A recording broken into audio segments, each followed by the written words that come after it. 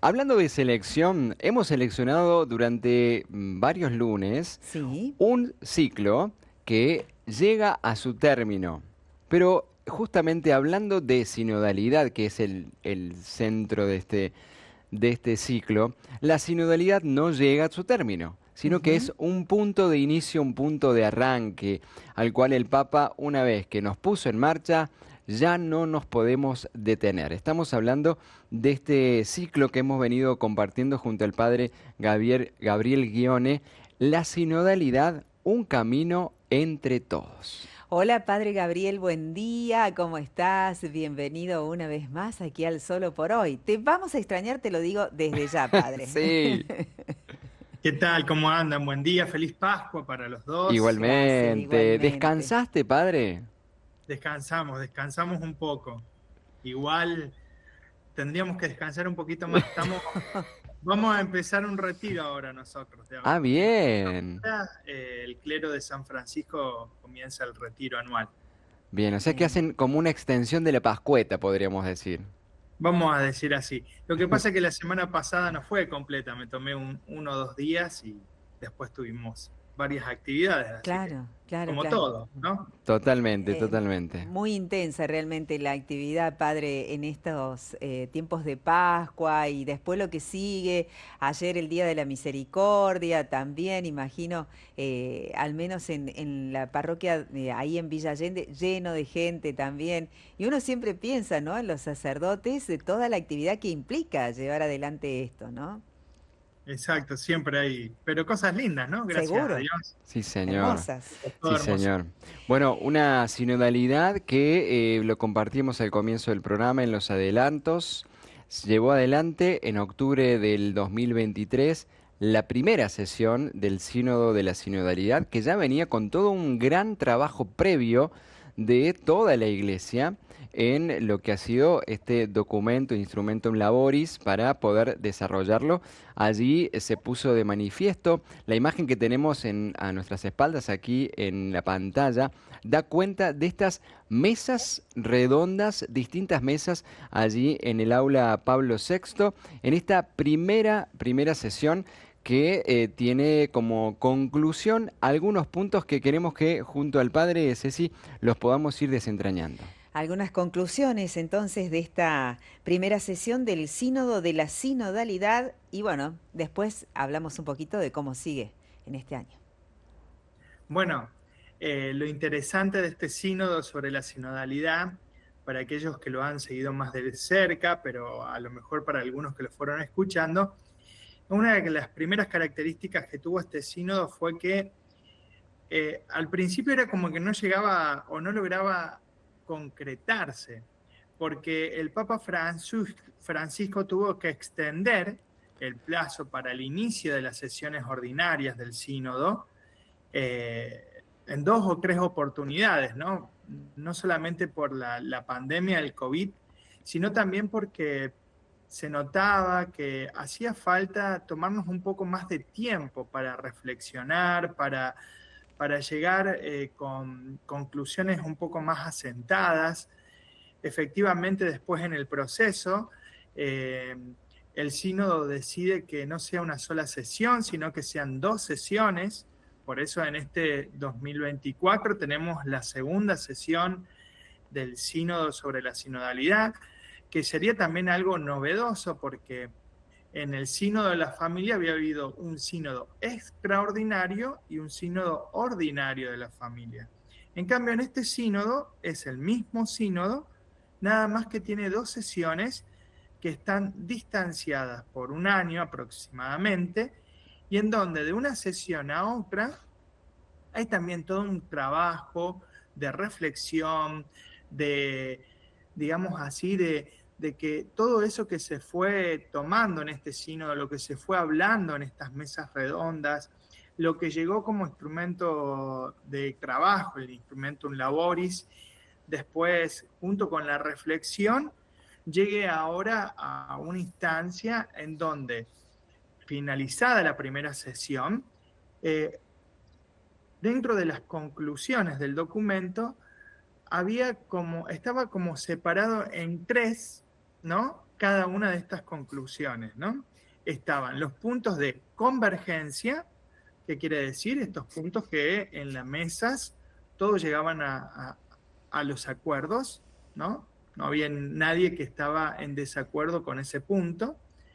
Había puntos que eran necesarios profundizar, ¿no es cierto? Que no había acuerdos y que había distintas voces y que se necesitaba profundizar en estos puntos. Y finalmente, propuestas, vamos a llamarlo así, como caminos posibles de tomar para los distintos puntos. Bueno, luego que terminó esta primera asamblea, estos documentos llegaron a las distintas diócesis, en donde cada diócesis también realiza sus aportes y también, bueno, están siendo consultados distintos peritos, grupos, han llegado las consultas a las universidades también, las universidades católicas, para que cada uno pueda realizar también su aporte respecto a este documento que se ha emanado sobre la sinodalidad, ¿no es cierto? Sobre este sínodo de la sinodalidad que busca que la Iglesia sea misión, sea evangelización en este tiempo que nos toca vivir como Iglesia.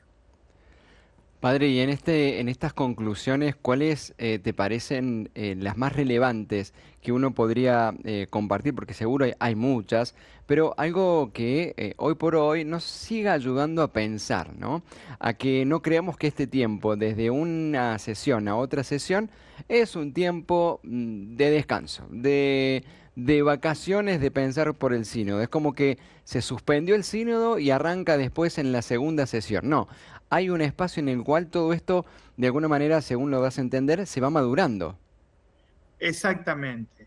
Hay un proceso de maduración y me gustaría que lo positivo de todo esto es, primero, ¿no? Uno de los primeros puntos que surgen de este sínodo es que lo que piden los padres es que se reflexione y se pueda aclarar mejor. Los padres sinodales, te referís, quienes participaron, ¿no? Exactamente, los padres Padres y sinodales. madres sinodales. Padres y madres, sí, porque eso es otro aporte que se realiza, ¿no? Que se pueda clarificar bien qué significa sinodalidad, Ujú. ¿no? Porque, y, ¿no es cierto? Nosotros venimos charlando acerca de esto, pero claro, se puede entender de muchas maneras, en las distintas culturas se puede entender de una manera distinta. Entonces, lo que piden es que se haga un trabajo, ¿no? En donde todos los miembros del pueblo de Dios eh, puedan entenderlo y eviten las confusiones o preocupaciones que pueden surgir a través o por el uso de este término, ¿no es cierto? Entonces, si nosotros prestamos atención a esto, porque por ahí hay muchos malos entendidos con el término de sinodalidad, como el deseo de la Iglesia de democratizar la Iglesia o de que que se realice así como una especie de que la Iglesia sea más de leyes acostumbrados al sistema democrático, ¿no? En donde Mm. en definitiva lo que prime sería la voluntad popular, ¿no? Y para nosotros lo que tiene que primar no es la voluntad popular, es la voluntad de Dios, ¿no es cierto? Y el Mm. deseo de tratar de reflexionar cómo tenemos que aplicar la voluntad de Dios a nuestro aquí y ahora. Y en este sentido, este deseo conjunto de la búsqueda de la voluntad de Dios. O sea, lo que hace el sínodo es que busquemos juntos la voluntad de Dios, pero no que busquemos nuestros intereses particulares o que primen nuestras ideas o nuestras, vamos a decir, sensibilidades, que pueden ser muy buenas, muy positivas y que enriquecen a toda la comunidad de la iglesia, pero que no siempre reflejan bueno, la voluntad de Dios. A veces son sensibilidades, cuestiones personales nuestras que tenemos que aprender a trabajar en esta armonía de lo que es este trabajo, ¿no? De aprender a hablar, de dialogar, de expresarnos con sinceridad.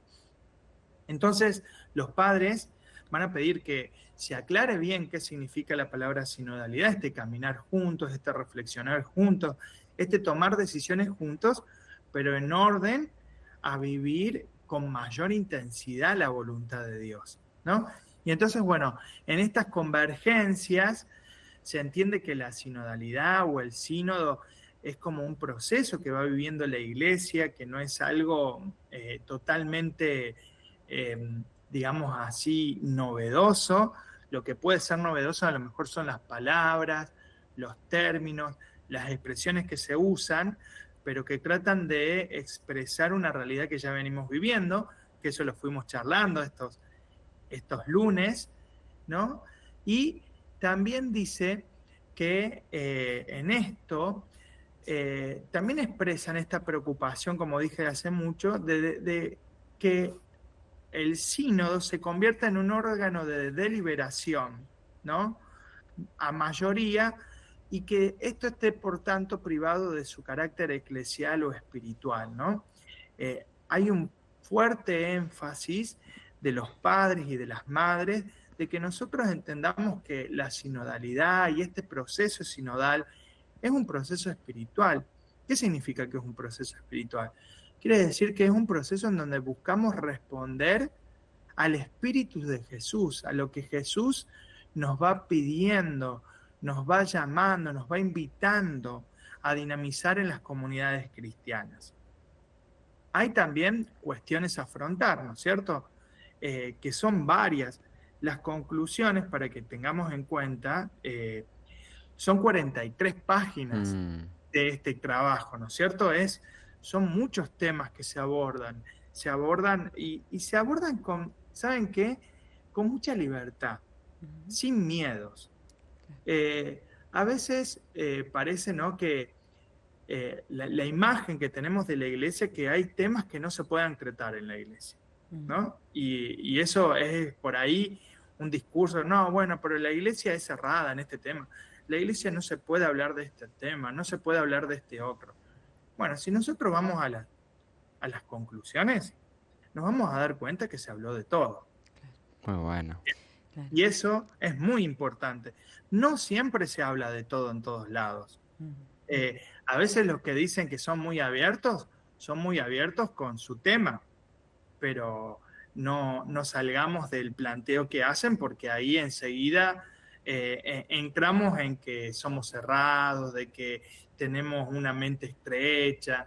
Y aquí se plantean las distintas presentaciones, lo que cada uno está convencido de que el camino que Dios nos va marcando, y se van presentando las distintas posturas, y se dice, bueno, acá no estamos de acuerdo, hay divergencia en esto, tenemos que profundizar, por ejemplo, el diaconado femenino, se plantea, ¿no? Bueno, algunos plantean que está totalmente cerrado el diaconado femenino, otro que es un tema a estudiar, y otro que realmente se debería abrir a la mujer el diaconado. O sea, cuando uno lee, decís, mira, están todas las posturas plasmadas.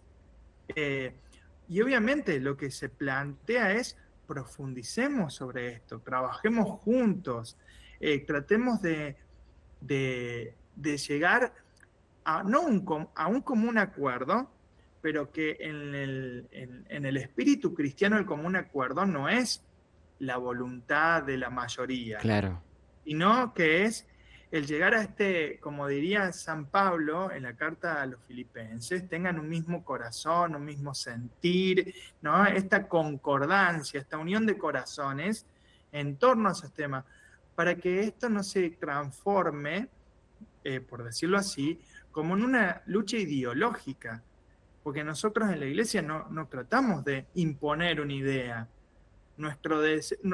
Siempre nosotros en la iglesia estamos, en un buen sentido, en un segundo lugar, porque el primer lugar lo tiene Dios. Y nosotros tenemos que aprender a escuchar a Dios, y tratar de escuchar lo que Él nos propone. Claro. O sea que la primera sesión como la segunda van a ser y van a ser espacios largos de discernimiento en el cual estamos dispuestos a escuchar lo que Dios tiene que decir a través de las voces de los distintos actores que están allí presentes, ¿no, padre? ¿Es así? Exactamente. Y también tenemos que saber que a lo mejor hay puntos en donde no se van a llegar a acuerdos y en donde a lo mejor vamos a tener que estar más tiempo reflexionando sobre esto, profundizando más tiempo. No es que ahora el sínodo, porque algunos desean que el sínodo sobre la sinodalidad aborde ciertos temas que podemos decir así, están en agenda de algunas personas, ¿no?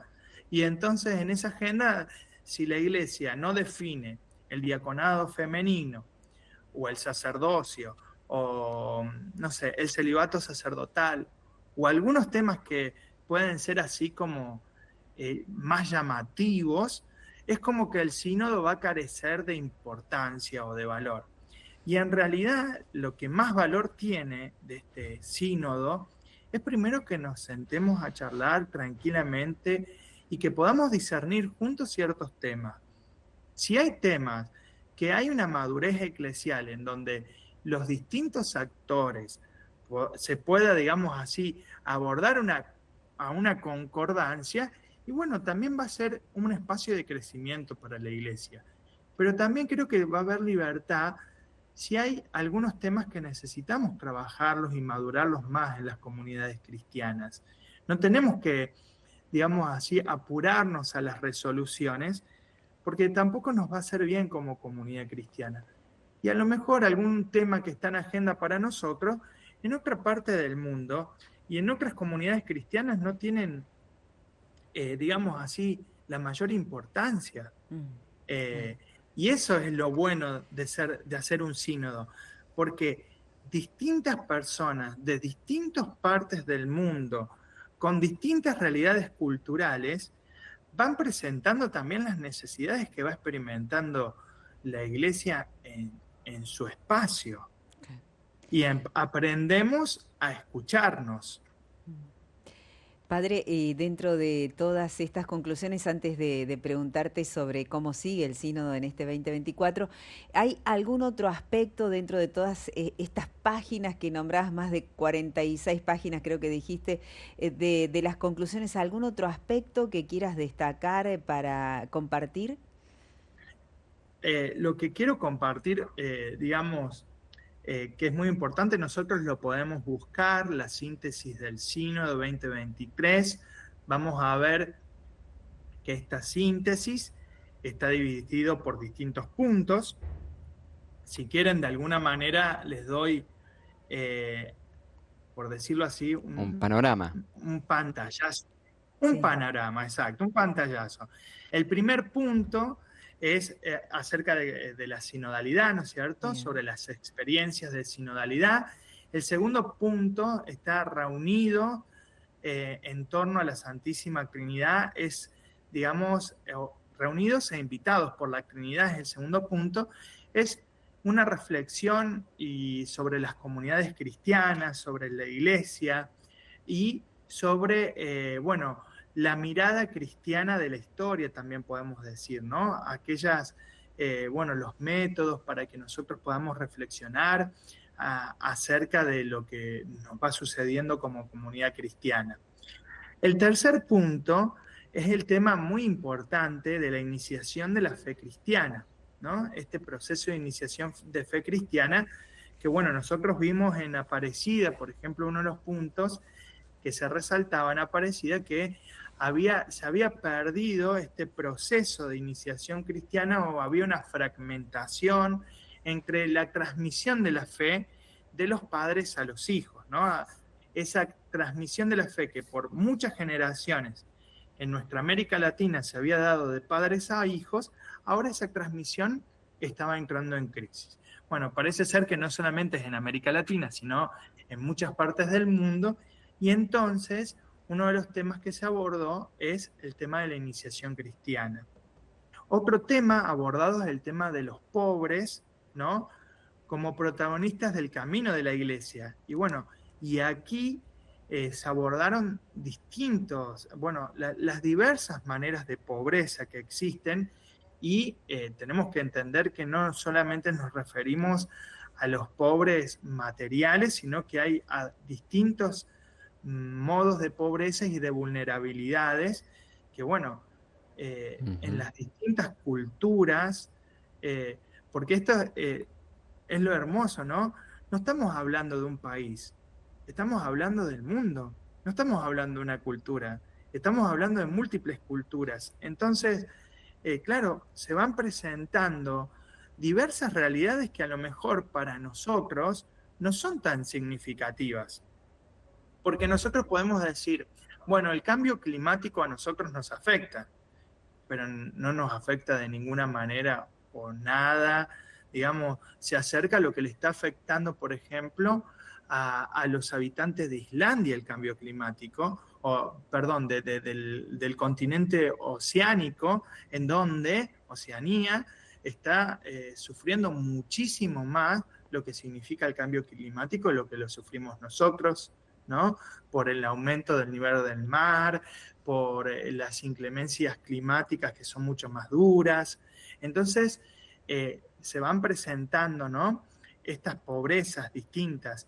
Después, precisamente habla de una iglesia de toda raza, lengua, pueblo y nación, y precisamente cómo los distintos rostros o cómo las culturas van enriqueciendo la vida de la iglesia con todo lo que también significa y todas las dificultades que hay en torno a la transmisión fe-cultura, a la evangelización de la cultura. Después, otro de los temas es las tradiciones de las iglesias orientales y de la iglesia latina, entonces la conexión entre la iglesia latina y las iglesias orientales, los distintos ritos, las dificultades que hay a veces en el entendimiento mutuo. Otro tema es el tema de la unidad de los cristianos. Por eso vemos que hay un montón, ¿no es cierto? El tema de la misión. Vemos que es amplio. sumamente amplio y sumamente rico. Y en todo esto, Padre Gabriel, pensaba, ¿no? Bajándolo a la realidad de las parroquias, a la realidad de nuestras comunidades, ¿cómo vamos haciendo vida estas conclusiones de alguna manera que nos presenta el sínodo? Digo especialmente para todos quienes tienen tarea o tienen vivencia en las comunidades, que de alguna manera con esto del sínodo y con lo que muchas veces se ha podido ir trabajando ya en momentos previos al sínodo con los espacios de conversación que se han tenido en las parroquias, se les ha llenado el corazón de esperanza con el sínodo de la sinodalidad, que por supuesto es un proceso. No es que porque ya se reunieron en el sínodo, dijeron estos temas, ya cambian, ya se baja línea y se tiene que hacer tal cual está planteado ahí, sino que cómo vivimos en torno a este proceso por el cual estamos transitando, porque todavía no hemos terminado, la experiencia de la sinodalidad hoy por hoy en nuestras comunidades, Padre, que debe ser también un desafío para vos como párroco. Exacto. Este sínodo también tiene algo muy particular que ya se fue prefigurando, ¿no? En la página también lo podemos ver. Este sínodo ya habla de una tercera fase. Nosotros estamos en la segunda fase, ¿no? En la tercera fase habla de la fase de implementación, ¿no? Que es precisamente, Cristian, lo que vos recién decías. ¿Cómo bajamos todo esto al trabajo de las parroquias? Bueno, seguramente en esta fase de implementación va a haber trabajos, va a haber modos en que las parroquias tengamos que juntarnos a charlar, a reflexionar. Y también creo que, como decíamos, es tan amplio que cada parroquia, cada diócesis, también va a tener que hacer un discernimiento sobre ciertas realidades y cuáles son las más prioritadas para reflexionar y aplicar en la realidad concreta de cada diócesis. Exacto. Porque, no sé, voy a poner un tema a lo mejor. En la diócesis de San Francisco, a lo mejor no es tan prioritaria la pastoral de los inmigrantes como puede ser en otra diócesis. ¿Por qué? Y porque en nuestra diócesis no hay tanto flujo de inmigrantes, casi siempre se concentran en las grandes ciudades, pero bueno, nosotros a lo mejor tenemos otras problemáticas que en otras ciudades o en las grandes ciudades no se da, que a lo mejor es la realidad de la iglesia en un ambiente rural. Ujú. Claro. Y entonces nosotros tendremos que reflexionar más acerca de eso que más que en un ambiente urbano, porque nuestra realidad sí lo establece. Entonces, creo que esto nos va a dar primero una libertad para que cada diócesis, cada parroquia pueda reconocer dentro de su propia realidad cuáles son aquellas, digamos así, temas que son más prioritarios a abordar como comunidades parroquiales. También creo que la realidad que estamos viviendo como iglesia nos va a ayudar a asumir ciertas cosas con mucha más naturalidad o de una manera, porque ya de alguna manera hay muchas situaciones que lo vamos viviendo, ¿no? Lo vamos entendiendo ya desde otras perspectivas. Vamos a llamar así. A lo mejor en un tiempo en la iglesia había una acentuada dependencia hacia los sacerdotes, ¿no? Hacia el Ujú. Mm. clero. Era una, Clericalismo. claro, un clericalismo, una iglesia dependiente del sacerdote.